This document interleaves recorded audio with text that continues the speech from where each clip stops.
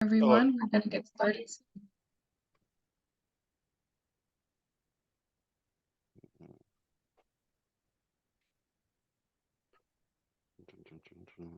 Will you be doing captions on the video? Yeah, we have captions on the video and we have Okay. ASL interpretation. And we're going to ask folks if you want to say hello, you can use the chat function. Okay. I'll mute myself. It's okay if I copy and paste the transcript. Okay, absolutely. Okay, thanks.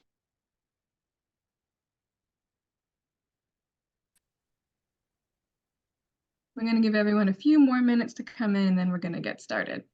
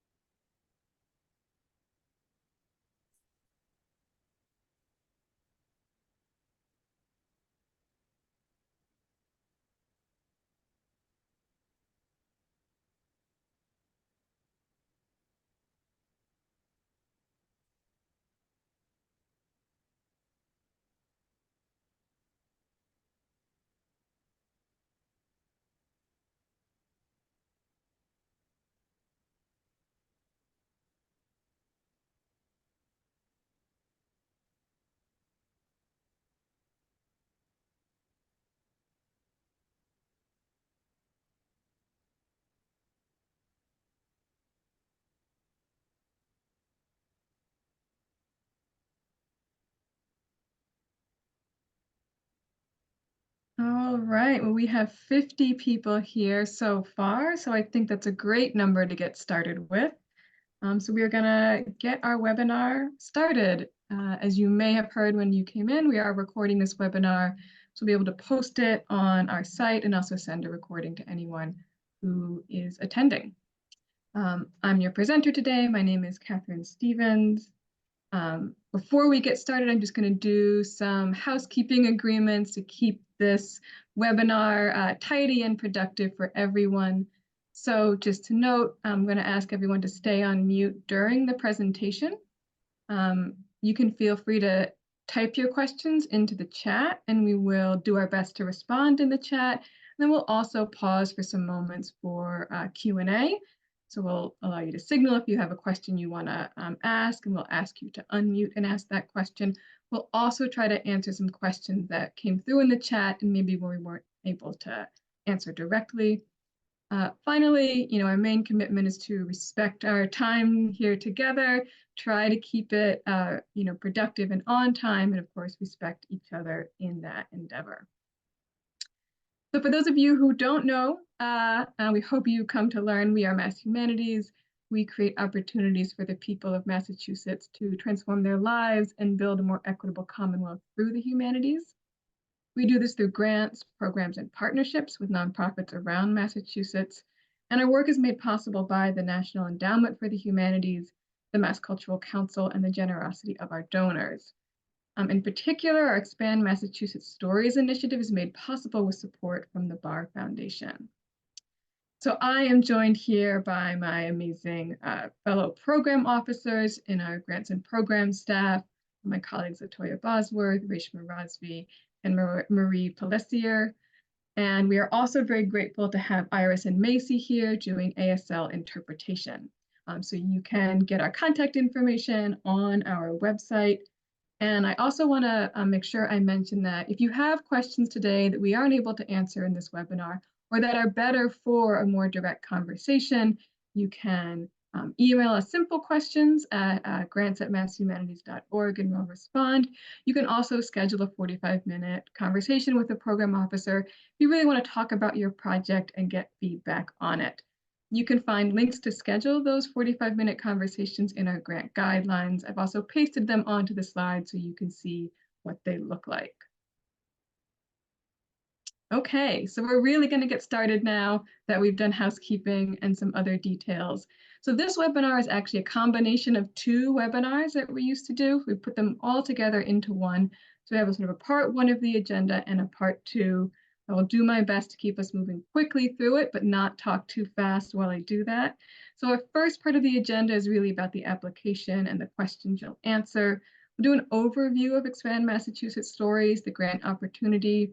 We'll look at some key application questions. We'll talk about what we do and don't fund broadly, so not specific to the budget, but more categories of things that we do and don't fund, particularly for projects that are interdisciplinary or might be engaging in a lot of different kinds of work. Then we'll talk about some application documents, things you're going to need to upload into the application itself. Hopefully we will have time for a bit of a Q&A and hopefully a short break because it is the end of the day today and we'll have another section to go through. So I'm going to keep an eye on the time and hopefully we'll get both of those things in at the end of the first part of our agenda. After that, we'll move to the second half of this webinar. And this is where we will really dive deeply into the budget that you will be submitting for your application. We'll do an overview of the budget. We'll talk about some key rules and considerations. We'll go over some budget line item caps. And we'll talk about the form itself, how do you complete it, and we'll end with matching and indirect costs. We know this is something we get the most questions about, and so we want to make sure you're informed and aware of how to complete that part of the budget. And I will say, if you stay to the very end of the budget section, I do tell you a good little tip or secret when you're doing indirect costs. Okay, well, let's get started with the overview. So Expand Massachusetts Stories grants, if you're not familiar with them, they support projects that collect, interpret, and share narratives about the Commonwealth, emphasizing the voices and experiences that have gone unrecognized or have been excluded from public conversation. We fund a wide variety of project types. This is not a complete list, but these are common types of projects that we fund: oral histories, community-based exhibit, digital projects, so projects that take some of that work and put it online to be digitally accessible, new interpretations of things that maybe you already have. We fund short documentary films, so typically 30 to 40 minutes and shorter, facilitated discussion, and again, lots more or many combinations of the types that we have here. I want to also highlight that this year we are also offering a track in Expand Massachusetts Stories for projects focused on climate change, so focused on how communities in Massachusetts affect or are affected by climate change. Again, with a particular emphasis on projects that surface knowledge, experiences, values, and/or strategies for resilience and mitigation that are held by communities that are in harm's way. So again, lots of types of possible projects, and we look forward to learning about those in your applications. One important thing to note about the climate change track is that you actually complete the same application as the open track. So when you go to the part of our website and the platform that we use to apply, you will open that open track application. And in that application are just 2 additional questions that you'll answer to indicate your interest in the climate change track. So one of those is just signaling your interest, and the other is framing your project in terms of the aims of the climate change track. I'm going to give you a big picture overview of Expand Massachusetts Stories here, which is to say that we fund projects up to $20,000. There's a matching requirement, and we will spend some time on that today. The application is due May 31st. And broadly, when you're thinking about applying, the application itself will take about 1,000 to 2,500 words. So think about 2 to 4 pages single-spaced. There's also, as we'll get into, an Excel budget sheet. There's a separate statement by a humanities advisor, and there's some additional material. So that's just what you want to think about, big picture, when you're considering applying. I'm going to go over eligibility for Expand Massachusetts Stories now. So all nonprofit government organizations and state or federally recognized tribes that serve Massachusetts residents are eligible to apply. We also welcome fiscally sponsored projects. We don't award funds directly to individuals. And for fiscally sponsored projects, you need to have a signed fiscal sponsor agreement uploaded to the application. We'll talk a little bit about that later in the webinar. You applicants also need to have completed any past Mass Humanities grant projects and submitted their final report 1 week before the application for Expand Massachusetts Stories is due. There are 3 key exceptions to this rule. One is that you can also have an open application and grant for Reading Frederick Douglass Together, another Mass Humanities program, if it's for this year, for 2024. Organizations can be fiscal sponsors on more than one Mass Humanities grant at a time, and colleges and universities can have more than one grant open at a time if they are from separate departments or institutes at a college or university. I also want to emphasize, and I put in italics here, that applicants need to have completed any past grant project. And we're emphasizing project because over the past 3 or 4 years, we've given out grants that are for pandemic recovery, that are operational or staffing.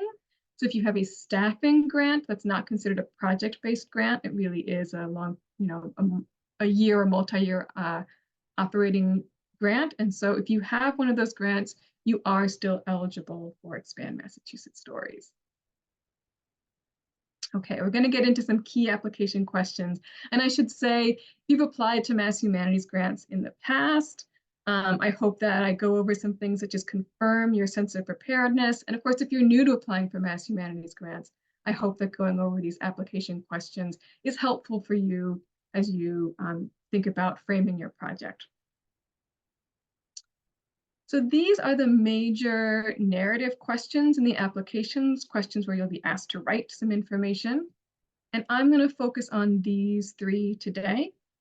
So the Expand Massachusetts Stories question, the project narrative question, and there's a question that's optional on methods and research. So Expand Massachusetts Stories. This is the first key question. And I've just copied here the description that's in the application itself. We asked you to tell us how your project fits with this initiative, what stories the project intends to find, explore, share, or interpret, and how those will contribute to a more inclusive understanding of Massachusetts.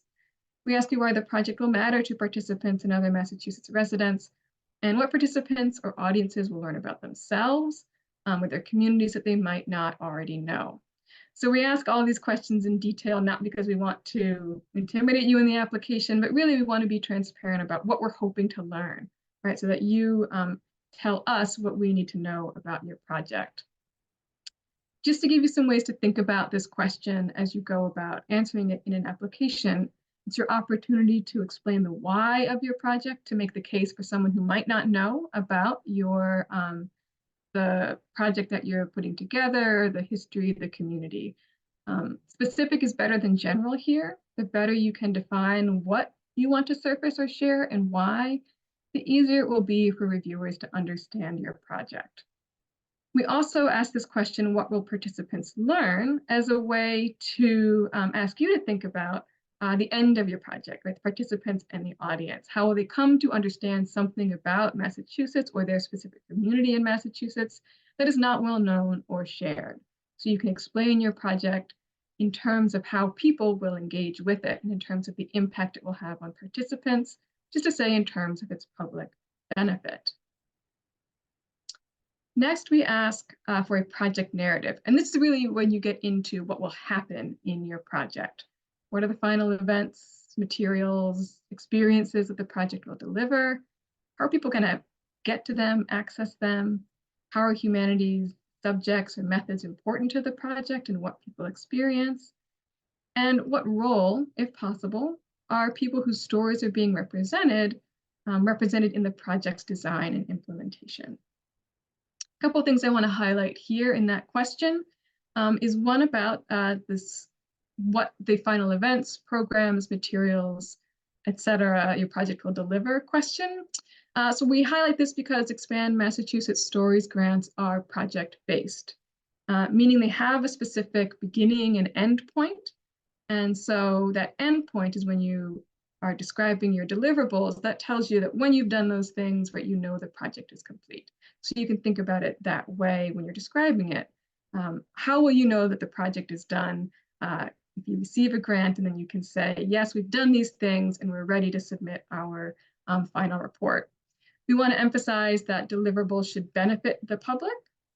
And to be clear, that doesn't mean you can't have a project that isn't really specifically designed with a particular community and public in mind, but just that the public needs to be able to access the project meaning it can't be for a group that is only for a specific membership where you have to pay to become a member, or doesn't require a high cost to access. For a project that is co-designed with participants, meaning maybe you're not 100% sure exactly what the deliverable is going to be. Maybe you aren't sure that you're going to have 6 panels versus a one-day event. What you want to do is then explain in this narrative section how you and your participants will make the decision about the final deliverables, how you will facilitate that discussion and come to a place of having final deliverables. Next, I'm going to talk about this optional methods and research question. So we have this here for projects that are particularly for those that are engaged in interviewing and doing oral histories. So the work of the challenging and careful work of asking people to share their stories. So we ask you here to talk a little bit about how you approach that. There are lots of ways to approach it, and this is your opportunity to talk about what you consider when doing it. Are you doing any trainings? Do you have any additional sessions for participants? How do you think about the way you structure that meeting, translation, and also compensation, sometimes for interview subjects? We want to give you the opportunity to speak to how you undertake that work, since it is so sensitive and requires that level of care. We also say that this is a place where if your team is undertaking significant research, maybe into something that a lot of people haven't really written a lot about, it's not publicly well known, what is some of the research that your team might do in order to bring that story forward? So again, this is broadly an optional question, but if you're doing this kind of work, oral histories, you should answer it in the application. We also have some links for resources for oral history projects. There are, of course, lots of things available online. This is from the Oral History Association, both their principles and best practices and their guides for social justice oral history work. But there are also organizations in Massachusetts who provide assistance for these kinds of projects. And of course, your organization or your community might have its own practices and methods that you'll speak to in that question. I'm going to move on to what we do and don't fund and speak broadly about the kinds of work we do and don't fund. So I'm going to highlight two areas that we don't fund, lobbying and advocacy projects, and also the creation of professional art and artistic performances. The guidelines give you an additional list, but we're going to focus on these two since they are common questions that we get. So specifically, the guidelines say that funds cannot be used for lobbying or advocacy projects for specific public policies or legislation, or the promotion of particular religious or ideological points of view.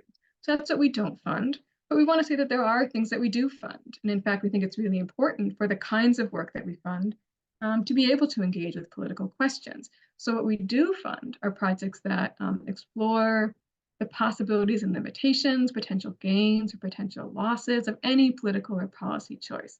Right? So aren't just looking for a simple yes or no, but are really exploring a political question from many angles. Projects that emphasize inquiry, evidence, and particularly multiple perspectives on any political question is the work that we can fund. And when we think about multiple perspectives, we again want to emphasize we're not necessarily interested in a simple yes, no, right, wrong, good or bad, or one party or another party. Rather, we want to think about how any question that we face as a society, as a question that we face as individuals from a lot of different positions, a lot of different sets of experiences. So to understand any issue, we want to look at multiple experiences to have a better ability to make choices about it. What this can look like in practice is that projects can engage political and policy questions, but they're not prescribing specific political actions to participants or audiences. Speakers and participants at an event can share their perspectives, but the project as a whole is not endorsing a specific policy or legislative agenda. And finally, grant deliverables aren't being created by an organization for use in a policy campaign, right? Solely for that use. And any audience encountering, say, a final digital site, right, or event would understand the difference between this work and maybe other policy work that an organization engages in. We also don't fund the creation of art or artistic performances. And that includes creative writing, creative nonfiction, memoir, and scripted or fiction film. But we know that many of our projects, of course, engage with the arts, and the arts and the humanities work best together. So what we do fund are projects that are public engagement that might contribute to a work of art, but can also stand on its own as a project. So that might be community discussion, story collection, and interpretation that will inspire a work of art, but can happen on its own, and we can support that work and that community engagement. We can also fund public engagement with existing works of art or with the work of art you support with other funds. That public engagement can look like discussion of works of art, contextualization of works of art. I'm going to move on now to application documents, so things that you're going to need to add into your application. We have a set of required documents as well as some optional documents. And I'm going to highlight two of the required documents. And of course, we'll talk about the budget template in the second half of the webinar. So the first one I'm going to highlight is the Humanities Advisor Statement, and then we'll talk about fiscal sponsors and fiscal sponsor agreements. So before we talk about the Humanities Advisor Statement, I'm going to talk about the humanities, because this is the question, of course, we get asked all the time, which is, what are the humanities? This is the definition that is in the grant guidelines, so it's helpful to look at it. It's helpful to read it and familiarize yourself with it and think about ways that your project aligns with this conception of the humanities. In the center of it, we have a lot of subjects, like as if you were taking a course, and that's one way to identify the humanities. But on the beginning and end of it, we talk about the humanities as the ways we explore who we are as individuals, as members of a society, and as inheritors of the past. We also talk about the humanities as an approach, right? A way of being curious, a method and values that are value inquiry into individual and shared experience, connection to others' ideas and experiences, and reflection and interpretation. And of course, when people ask me about mass humanities and the definition of the humanities, I rarely read a paragraph to them. And instead, what I do is I talk about the work that we support. I talk about the work of our grantees. And so another great way to get familiar with that is to go to our website and to look at news and stories, stories that cover some of our recent grantees. And you can also go to our past grant recipients site and look up lists of Expand Massachusetts Stories grantees. So now that we've talked about the humanities, we'll talk about the humanities advisor role. Humanities advisors contribute to projects with their deep knowledge of humanities subjects or methods, meaning that they bring that sort of depth of knowledge and experience. And that means that they're recognized by their peers for that expertise or by a community as the bearer of its knowledge and traditions. Humanities advisors do not need to be from outside of your organization, though often, though again, not always, they're outside experts. So your organization wants to do something that it hasn't done before. It wants to bring someone in who has some expertise, or you have a set of knowledge in your community and you want to complement it with some additional knowledge. Of course, again, that knowledge could be within your community and within your organization. And there are multiple ways for a humanities advisor to demonstrate their knowledge and their expertise. So if they have that track record of being sought out as someone who's asked to write and speak about a topic or a method, or they are often asked and recognized as the bearer of a community's knowledge and traditions, right? They are the person who researches those traditions, who researches that history, and is asked to share it. And finally, of course, they can have an advanced degree in one of those fields, and that sort of list of fields that is also in the definition. To be clear, someone doesn't have to have all of these. These are a set of options. So the humanities advisor will write a statement for the application. They'll speak to their expertise, how it supports the project, and how they see the project contributing to the Expand Massachusetts Stories initiative. This is an opportunity for this person on your project team to highlight the humanities focus on the project and confirm its alignment with the Expand Massachusetts Stories initiative. This is a great way to just complement what you're already doing in the application. It's another voice often that speaks to the project and its humanities focus. If you are also the humanities advisor and you're writing the application, that's great. It should just it'll be all the easier for you to put together the statement very quickly. You should consult with your humanities advisor before they write this letter, just to make sure that you and they are clear on their role in the project. So moving on to fiscal sponsor agreements. So if your organization and project are fiscally sponsored, the fiscal sponsor will receive and manage the grant funds, meaning that checks or direct deposits from Mass Humanities will go to the sponsor's address or account. So for that reason, we need to make sure that on the application, we have the correct tax ID and contact information for your fiscal sponsor. In addition to providing that information, their tax ID and their contact information, you'll be asked to upload a fiscal sponsor agreement. In the application, we link to some sample fiscal sponsor agreements if you're unfamiliar with them or if you don't yet sort of fully have one with your fiscal sponsor. So you can use those as a template. But of course, if you already have an agreement, if you're already set up with a fiscal sponsor, you can use what you already have. What we look for in fiscal sponsor agreements is that they describe the responsibilities of the parties. Project work is done by the applicant, and financial management and accountability, ensuring tax-exempt status is by the sponsor. There are additional materials you can upload to an application. I'm going to go over these briefly since they're not required. Letters of commitment are a great thing to include if your project really depends on a partnership. We recommend uploading a letter of commitment from a partner. Existing materials, if your project is building on some work you've already done, it'd be great to provide those as samples. If you're proposing a film project, you can add links to work samples. And then there's a catch-all additional upload area for anything we didn't think of, but you have. Okay, wow. So that is the end of part 1 of the agenda. And so I think we can open it up for any questions. And actually, why don't I first ask my colleague, Reshma, to respond if there have been any questions in the chat that she's seen. Haven't seen any yet. Oh, okay. All right. Well, then why don't we ask, if you have a question, please feel free to use the raise hand feature. And if you do that, I'll be able to see you and I can ask you to unmute. So I see a question from John. So John, you can unmute.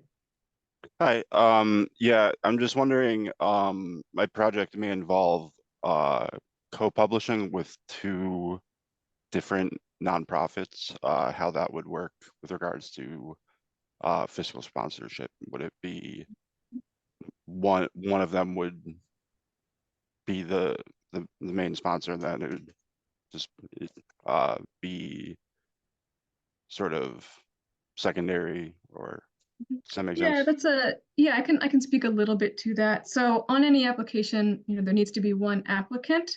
And so if that is the project and it has a fiscal sponsor, you can have that relationship. And then any partner, you would just have a separate agreement with them. So you would have one organization that is the nonprofit organization. That can be the applicant if they're a 501c3, or again, government or federally recognized tribe, or that could be the fiscal sponsor. Any other partner on the project, we'll ask you to have your own, probably memorandum of understanding with that organization. If they are able to and want to submit a letter of commitment explaining their role, we also recommend that. Okay, that makes sense. Thank you. Of course. And I see another question. I see OSE is the name. OSA. OSA, Yes. thank you. Thank you. My question is, if one has partners but have not clarified that their commitment by the application, but you have some partners that will submit a letter of commitment, should one list the partners that you don't have a commitment from yet as possible pending the approval of the grant. Sure. Yeah, I think that if you are listing those potential partners as a way to demonstrate that you are aware of who is out there, you're planning to reach out, right? But you, of course, are not going to reach out until you feel that you have the project, funds for the project. That makes sense, but it can demonstrate your awareness of your communities. Great, thank you. I see J, it looks like J-R-O-B-E-Y. Jessica, yes. Jessica. Yes, thank you, Jessica. Yes, I spoke with Marie earlier today. She was extremely helpful. Thank you, Marie. I had a question about the resume. You said resume of the, you want resumes of the main people. I'm working on a symposium. Does that mean I need the resumes for the speakers or just the resumes for the people, for me and my partner who are organizing it? I would lean on the resumes of the organizers, and then your advisor as well, Okay. the humanities advisor, whoever that is on the project. So yeah, if you're having an event with multiple people, and we don't need to see everyone's resumes, it's really the people who are going to be carrying the project forward. Right? Okay, thank you. I see another question. It looks like Girma, is that correct? Yes, hi, it's actually Leslie. Oh, my bad, Leslie. Hi, Okay. thank you. So we have been working hard to assemble an advisory committee of community experts and a humanities advisor. But our proposal is going to be really to hire a principal investigator or a consultant who's going to be paid to, implement the project. And so I have resumes and support letters from our committee of advisors and our humanities advisor, our co-directors and all of that, but not the person that's going to be the investigator or the consultant, because we don't want to, we don't have them yet, and we don't know if we're going to get funded to hire them or not. So how is that going to look in terms of, we've identified all of our community partners and our advisor, our kind of overseeing leadership, but not the actual consultant. I think in the application, what you want to demonstrate is that you know what you're looking for, and that you have the capacity to find somebody.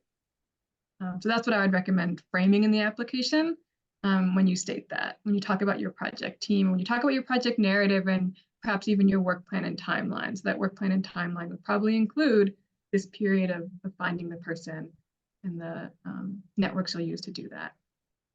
Okay, thank you. I think maybe we should take one more question. I see Ralph Edwards. Hi.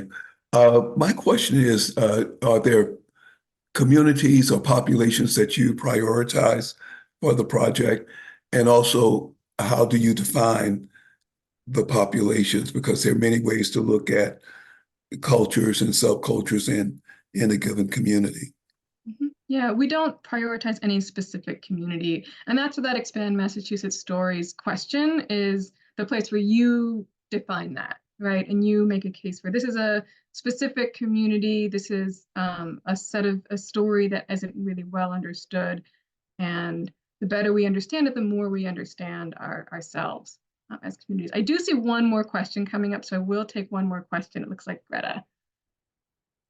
Hi there. I'm wondering if you can talk a little bit about the advancing equity piece of this initiative. I was a little confused about that component. Sure. So yeah, the advancing equity track is a separate track from the open track and the climate change track, and it has a different schedule. So its schedule has already, we've already completed the letter of inquiry phase of that. So if you're interested in that grant opportunity, I recommend sort of emailing me, just learning about it. But we're currently in what's called the open track and climate track phase of Expand Massachusetts Stories. Okay. Thank you. You're welcome. So I think we can take a quick break if that would help everyone. So why don't we say we'll take just a 3-minute break, and then we'll get back together and we'll start talking about budget forms. And again, as I'm talking about budgets, if you have questions, you can ask them in the chat. So we will be back at 4:08.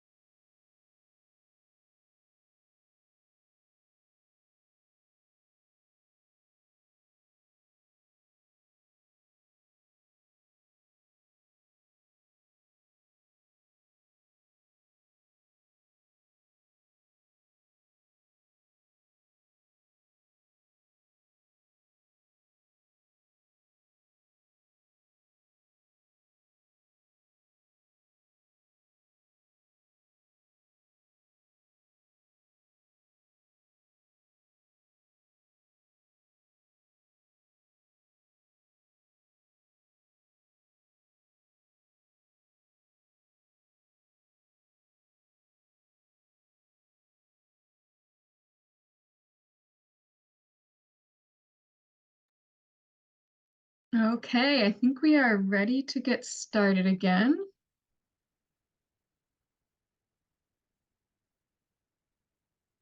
So we are going to move on now to talking about project budgets. So I'm going to give everyone an overview of our project budgets. We'll talk about some key rules and considerations. Again, budget limits, so line item caps. We'll talk about completing the budget form, and then we'll talk about matching and indirect costs. And I'm happy I saw some questions coming in the chat while we were on the break. So thanks to Reshma for answering them while we were on break. And I think we'll have some time again at the end of this section for additional Q&A.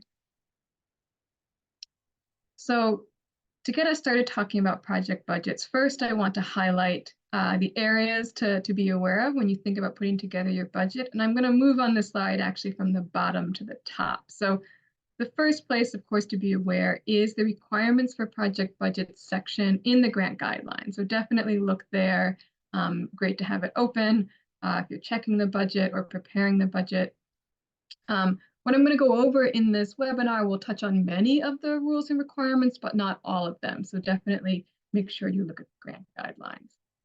The second place to be aware of is in the application itself. There is a budget template. It's an Excel sheet. And so you will download that, and we'll spend a lot of time with that in the next couple of minutes.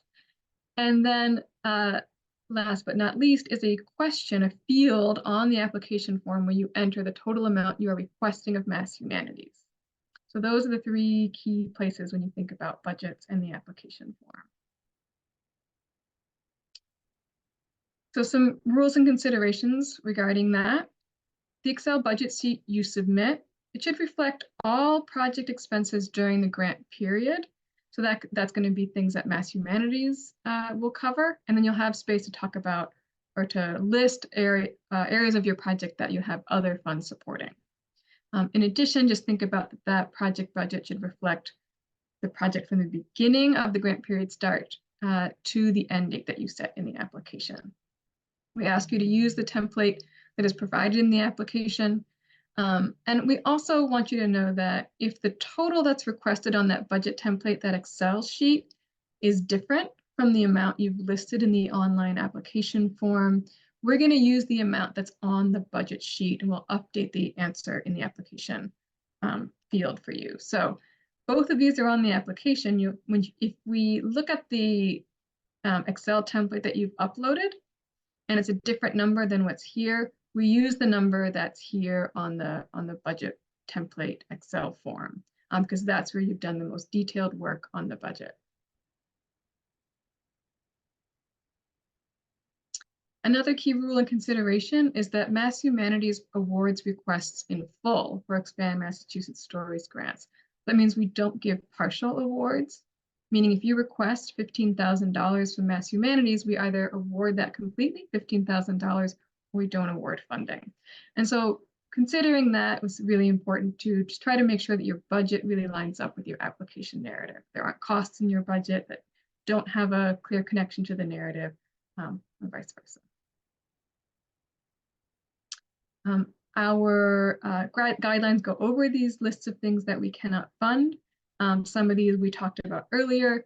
Some of them are more specific. And importantly, we don't fund work that happens before the grant period, so before the moment when you would receive the award, which would be in September of 2024.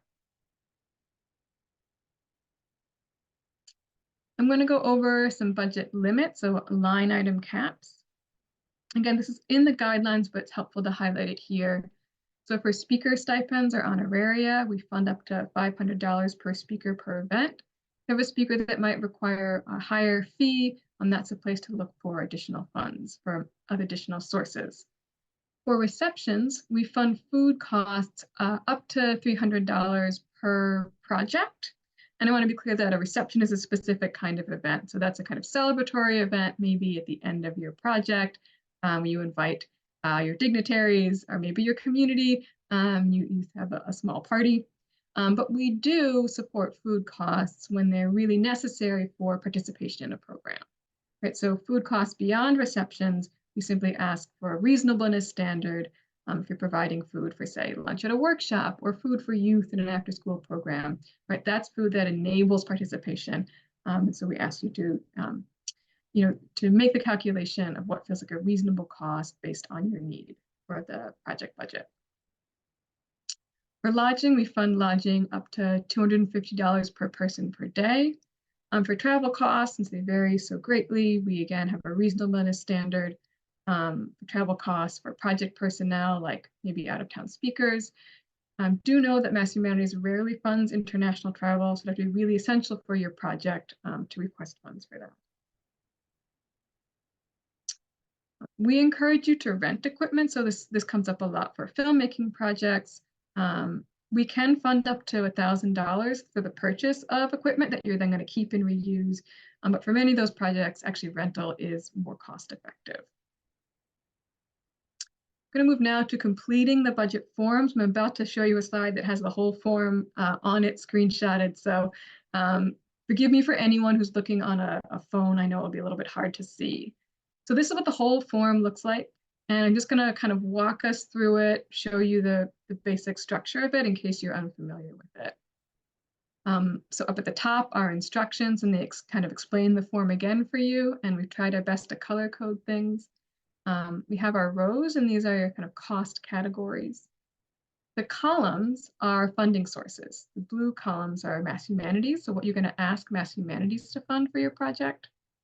Then we have your cash share, which we'll talk about more later in the webinar. We also have your in-kind share, so these are other sources of support for your project.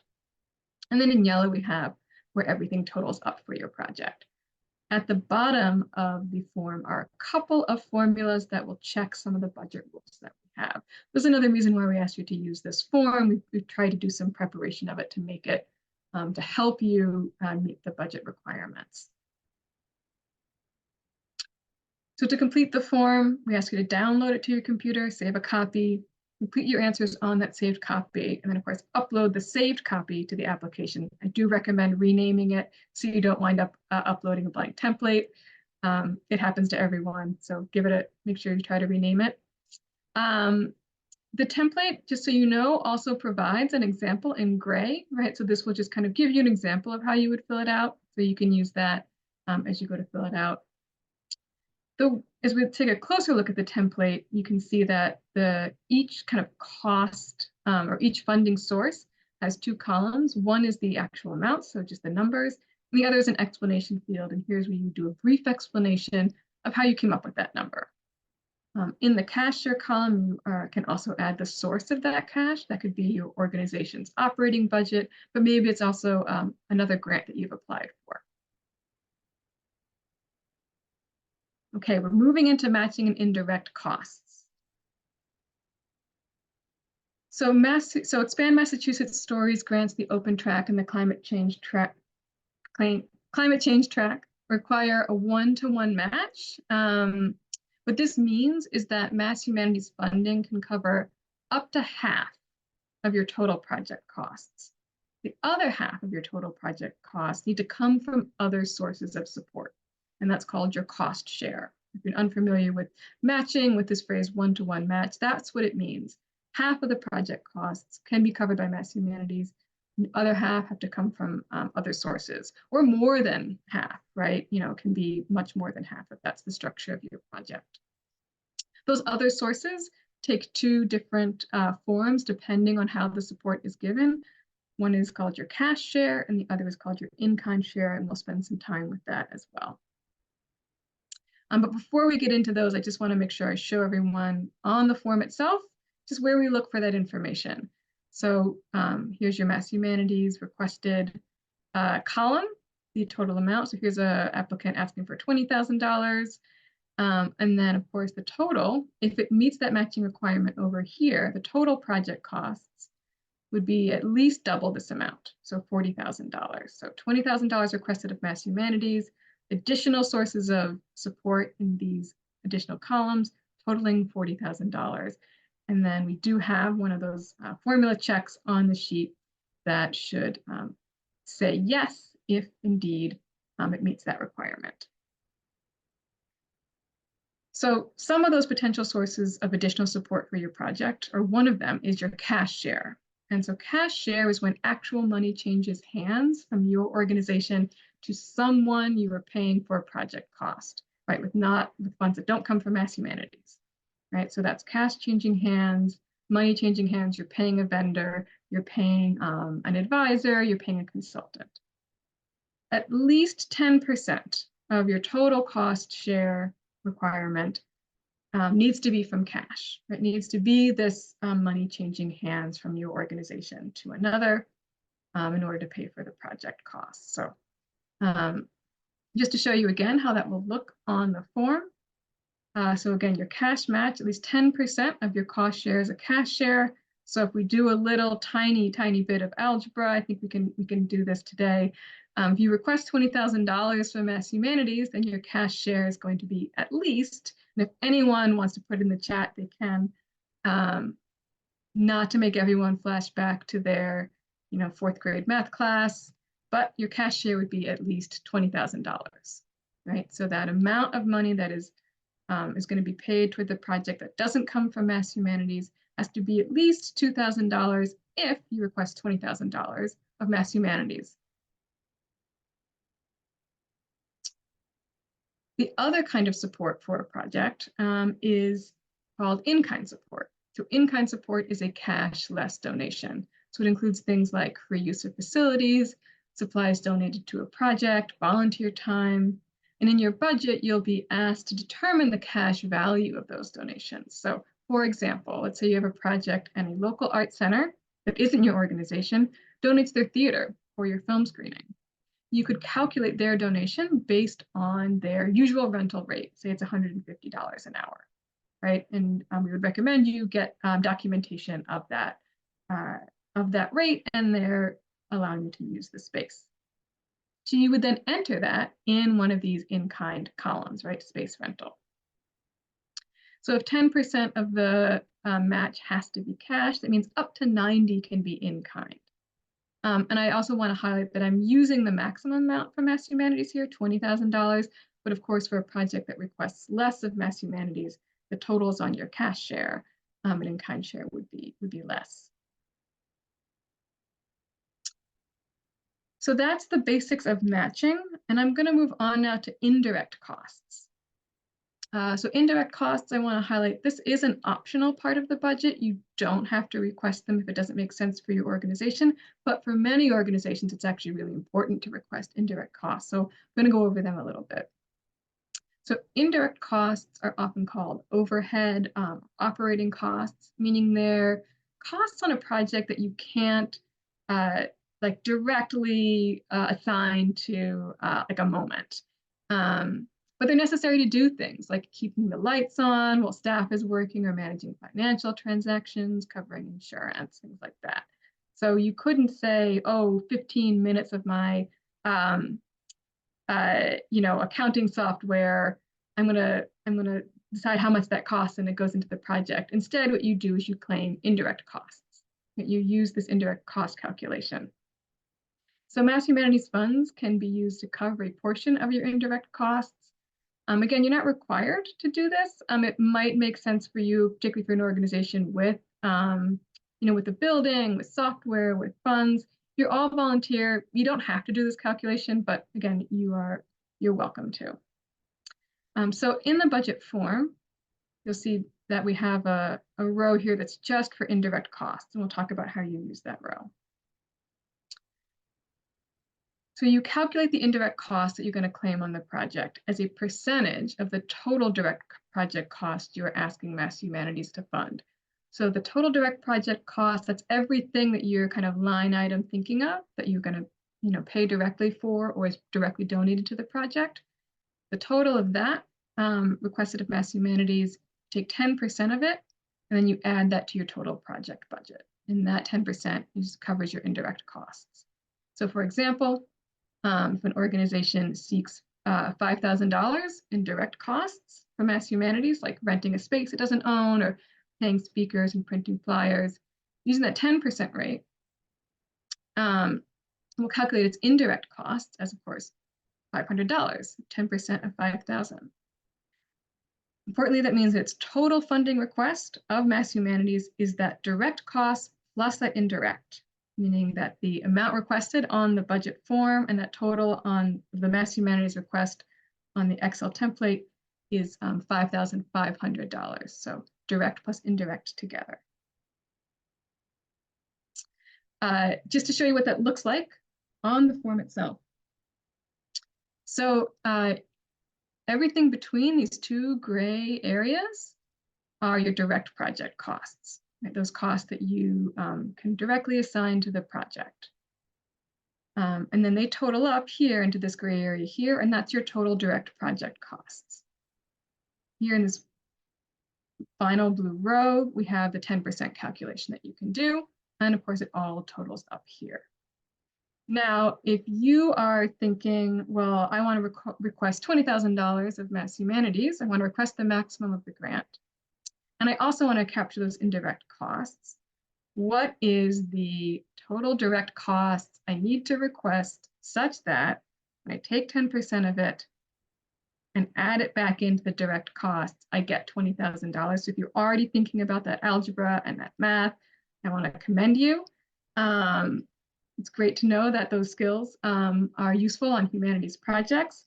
But I also want to tell everyone, if you thought about that and weren't sure exactly what to do, that this is the tip and the secret at the end of the budget section. If you want to request $20,000 of Mass Humanities, and you know you want to capture those 10% indirect costs, the total direct costs you need to request, and requires a little rounding to do this, is $18,181. So you take 10% of that, you get 1,819. You add those back together and you get $20,000. So that's as much math as we ask you to do budget, in addition to just the regular multiplication that you'll do to get your direct costs. So that is the conclusion of the budget portion of the webinar. Catherine? Yes. Could we take a couple of questions that were in the chat? So one's, if your facility is the site for the project, would your rental rate be indirect or direct? If your facility is the site of the project, then you can't claim it as direct or indirect. It essentially is your, well, it would be included in your indirect cost percentage, right? But you couldn't put it as a line item because you just have that facility all the time, right? So you wouldn't use like your rental rate. It is a facility you own.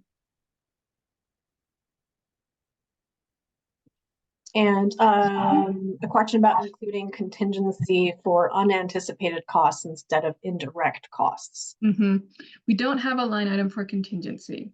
So plan in your budget for, the cost that you think your project is gonna need covered.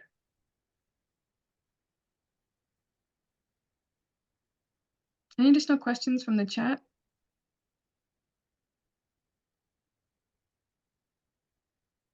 Okay, I think, is it Jessica? I see a hand up.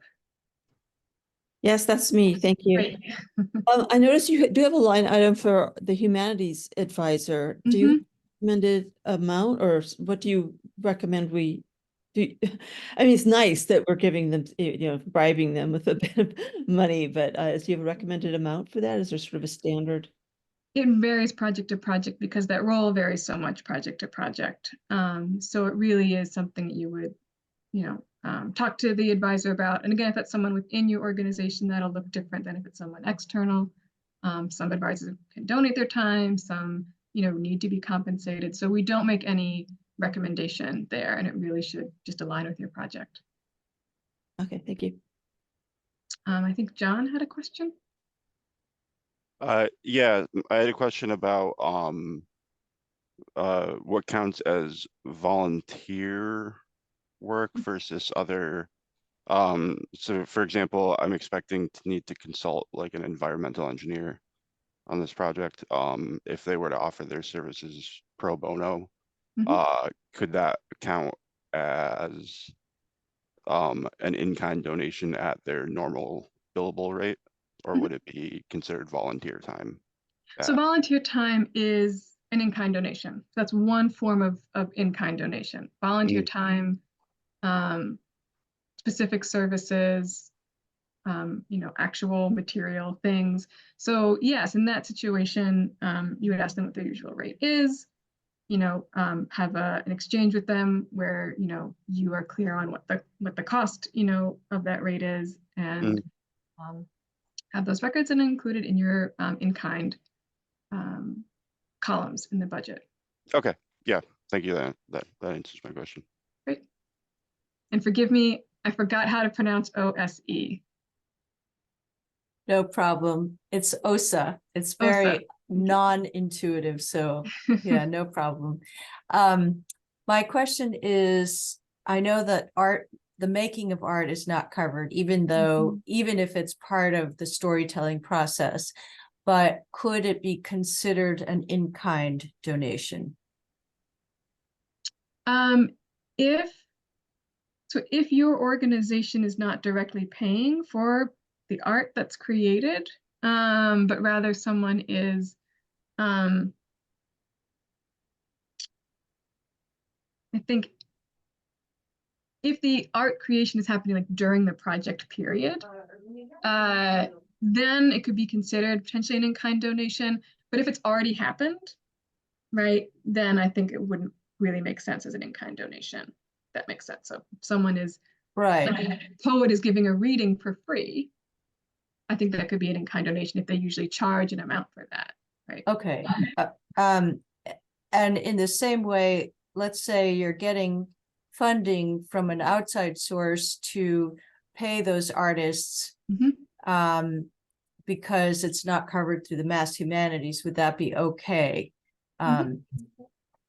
Yeah, that would be okay. And in fact, in that case, it would be a cash share, right? Because that money is coming to your organization.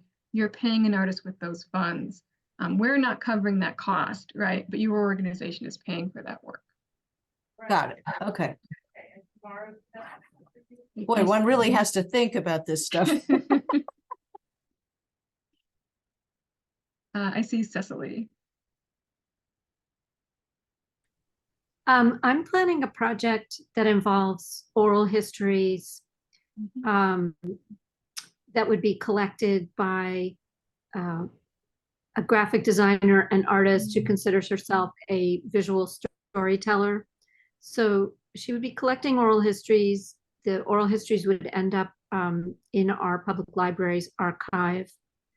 And she would be creating some exhibition materials that would have excerpts from these oral histories and historic photos. But it's on this line in between graphic design or, interpretive materials for an exhibition and art. I mean, it's definitely interpretive. It's using all of the source material that she collects, but then presenting it in a very attractive way that someone would want to pick up. She's thinking about collecting 50 stories and creating a deck of 50, 50 of these designed cards. How do you, how strict are you about this no art rule when it comes to exhibition design and interpretive materials? So exhibition design is, I think, is a cost that we can cover. We have covered when the aim of the exhibition is really documentary, right? When the sort of aim of the whole project is to document something and do some interpretive work in terms of contextualizing and understanding. So that falls within a design in the service of the sort of documentary and humanities-based interpretation. Versus something where it really is about a creative, interpretation, subjective creative act. So we try, it's not always obviously the most clear line. And so that's how we try to draw that distinction. So when it really is in service of the documentation and the sharing of the stories directly versus interpreting in such a way that it moves away from the direct source material. And that's a great thing to have conversation with a program officer, I think, about in one of those 45-minute sessions. Because I think understanding. Yeah, that's what I'm thinking. Yeah, because it may, so I'll do that. I'll make a, thank you. Of course. Kate? Oh, did I lose Kate? Can I maybe move on to Jonathan? It's still muted. Oh, okay, great. Kate, come back on. Thank you all. This has been very helpful. I and the organization I'm partnering with both often work with college interns who get funding through their colleges. So would that be considered, an external funding source for the purpose of the application? That wouldn't be a cash share because that's not your organization buying or paying the students. It would be a partner. So you would potentially count the students' time as volunteer time. Okay. Thank you. Does that sound like it matches what your description of the project structure is? Yes, the application had included a question about whether there were external funding sources. So it's helpful to have Oh, I see. I see. I was just clarifying for myself where that fit into this conversation. Got it. I appreciate it. Yeah. Of course. So Jonathan? Hi, thank you, Catherine. I have a question, but it's not strictly related to budget specifically. Should I hold on to the question till the end? I think we're doing broader questions, so feel free. Okay, great. So I was wondering if you could maybe expand a little bit on maybe the Mass Humanities definition of stories as it relates to sort of communities whose stories have not been maybe emphasized or highlighted enough, where sort of in my organization, we're sort of talking a lot about what kind of story, what stories are from a sort of meta standpoint. So I was curious if you could maybe give a broader definition. I would love to have a meta discussion about the meaning of the word story.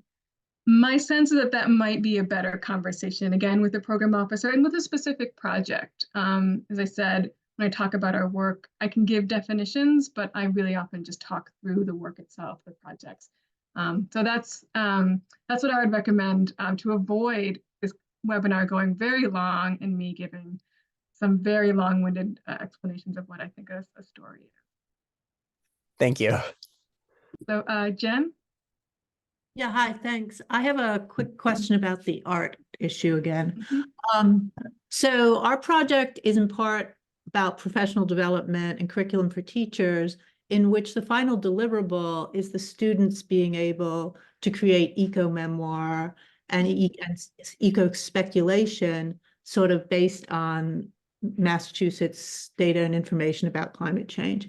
And so within that, I'm assuming it's still fundable because it's not directly funding the students' creative work. It's funding the teachers' work with the students. But the one part I'm wondering about specifically is if there's a celebration or a workshop at the end with an anthology of the students' writing, is that have to be funded by something else than Mass Humanities? From your description, I think that the end event sounds and the kind of finished work of the students sounds eligible, but that would be one I would want, we could check in about, so I make sure I understand it fully before I give a yes, no. Thank you.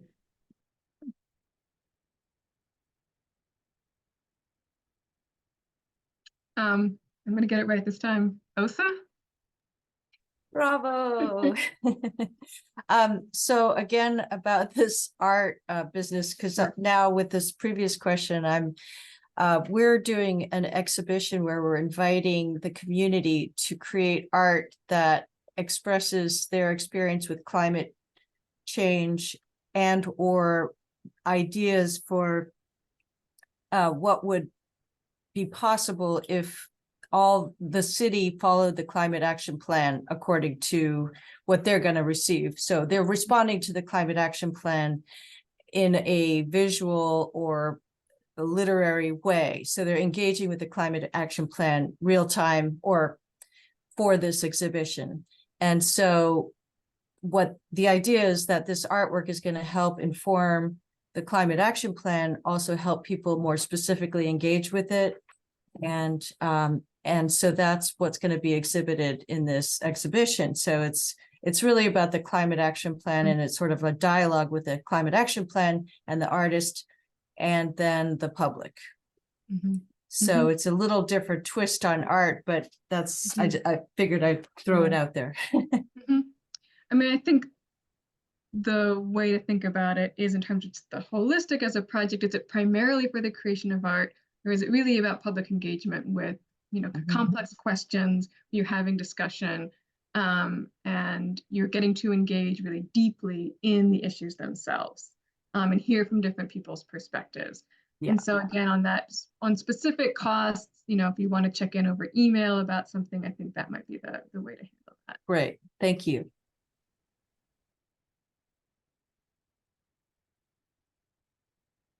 I see a question in the chat about the remaining agenda, and we are at the end of the agenda. So we did application, we did budget.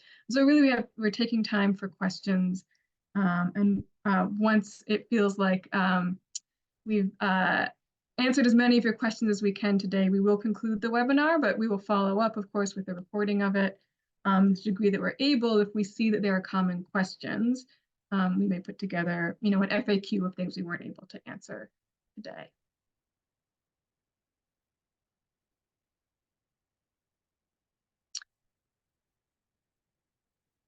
So I'm going to say, I'm going to put on a timer and just say, you know, for 1 minute.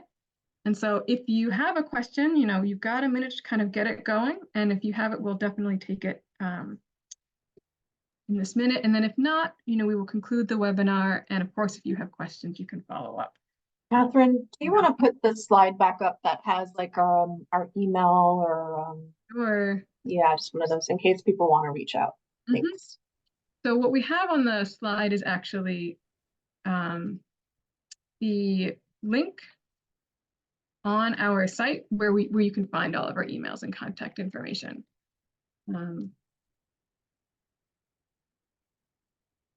Right, so right here. And so you can click on any of our names and pull up our information.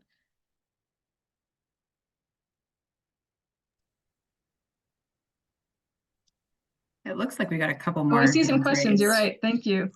So Erin. Hi.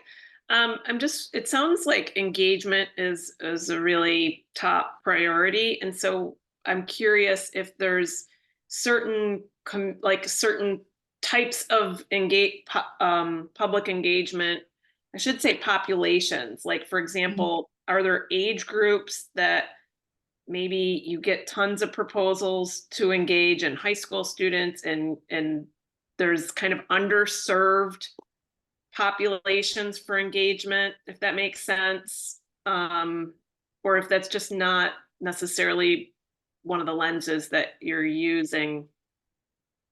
I think to the degree that the engagement is, you know, contributing to that overall effort, right, of having stories recognized that aren't usually recognized, or having communities see themselves that don't usually get to see themselves. I think that all kind of is of a piece, but we don't have a specific, you know, community that we prioritize. We do have a list of, you know, communities that have been historically excluded or faced various forms of marginalization that you can say, like, we plan to engage. But there's not a list for this grant that we would say you must or you should. Thanks.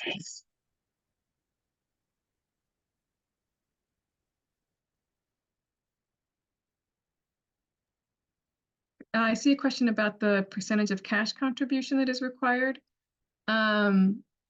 versus in-kind. So it's 10% cash match, 90% in-kind. Thanks, Reshma, for answering in the chat. I see another question from John. Yeah, thanks. Sorry. Once you put the timer on, it came to mind. So if I'm an individual partnering with a 501c3 as a sponsor, what are the tax implications for them for in-kind donations? As in, would they report them on their 990, et cetera? Can you speak to that?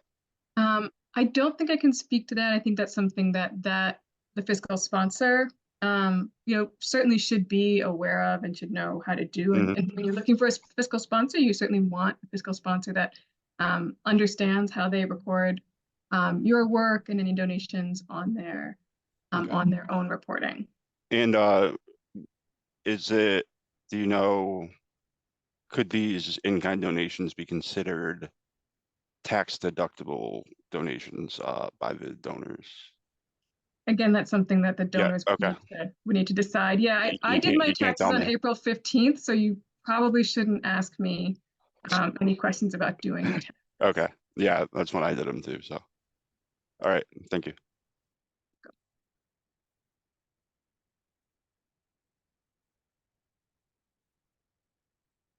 I'm gonna go down to 30 seconds now.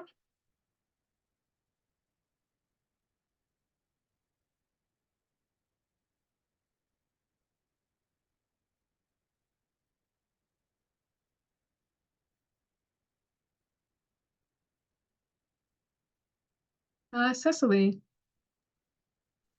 I was wondering if any of the program officers are comfortable or feel it's appropriate or not appropriate to suggest humanities advisors who we might work with if we have a specific need.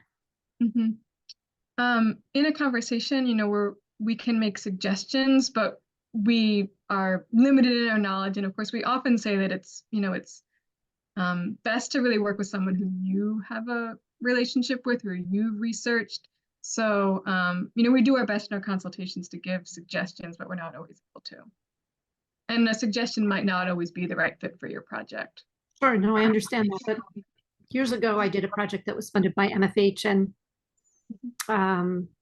the program officer at the time referred me to an oral history expert, an expert at collecting oral histories from a Seaport Museum in New Bedford. I mean, I would never and I was in Somerville. I mean, it had no obvious connection, but he was really great. He gave us he gave our volunteers a really valuable training. So that's why I wondered if that's something that you do, or you sort of prefer not to. Like, you guys should really find your own, your own scholars who are most appropriate for your project. So that's and another good place to look is, on that list of awarded grants, you'll see other oral history projects, and of course, reaching out to ask who they worked with and if they liked the person, if it worked well, can be another great way to find somebody.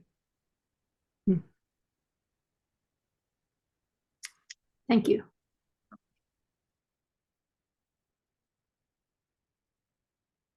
All right, I'm just going to give it 10 seconds this time.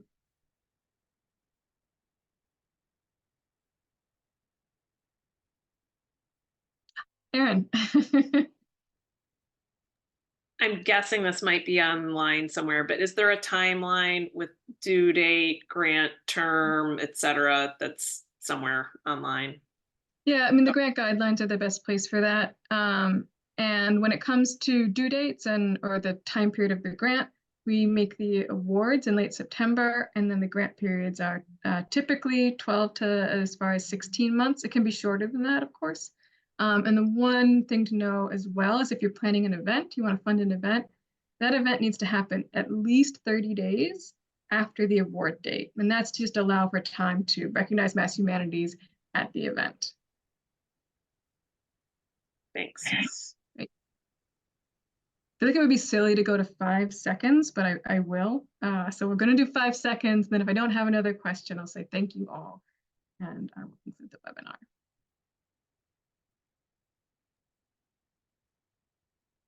Also just want to say thanks to our interpreters today.